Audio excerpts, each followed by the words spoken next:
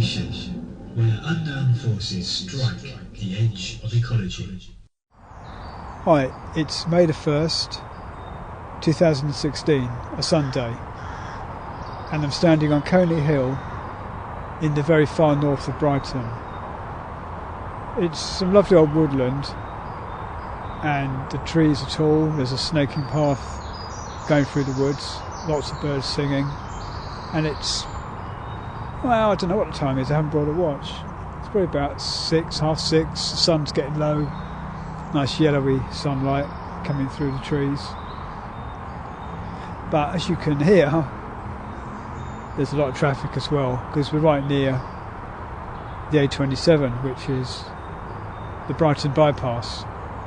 The A27 is of course a much longer road, but we call it the Brighton bypass, Brighton and Hove bypass, where it goes north of Brighton and Hove, built in the mid-1990s. I think this road was here before that, but it's a lot busier and upgraded now, and it adds on to other sections. So it makes an interesting thing to do, to stand here, and what I can see visually is just greenery and a path snaking ahead towards the sun, and the trees are coming out into leaf. They're not fully in leaf yet, so you can see through the branches to the distance, and there's the South Downs, which you can see towards the direction would be the west and north, I guess, northwest, judging by the sun position. And you can see them as a greeny brown blur past the trees in the distance. And really there's nothing you can see off the road at all, which makes it interesting. Standing here, it could be a medieval scene almost. But you hear this roar coming up through the trees.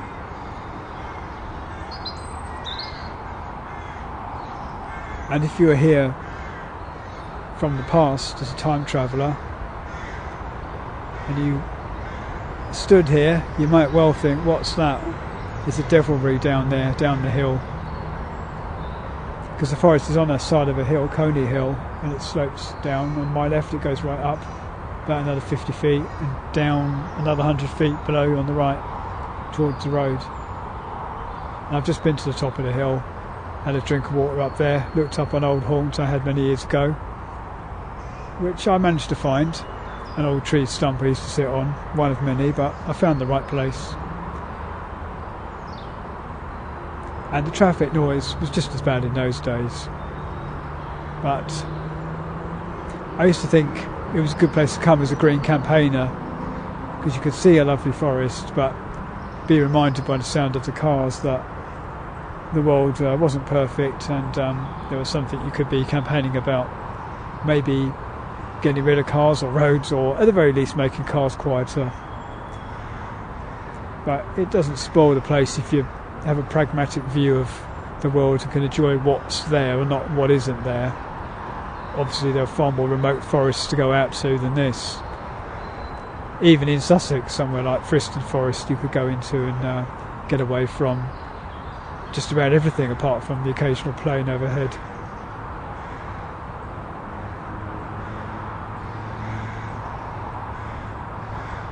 So hopefully that's a nice soundscape you're hearing there.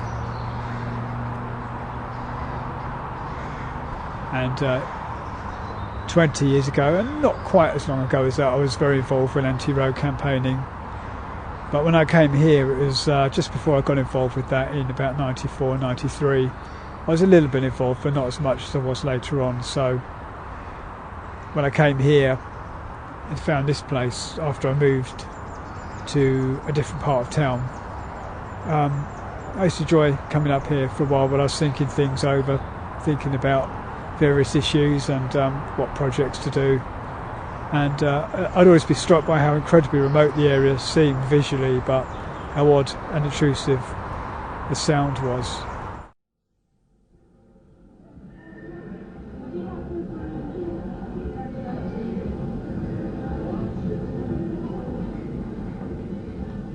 The information where unknown forces strike the edge of ecology.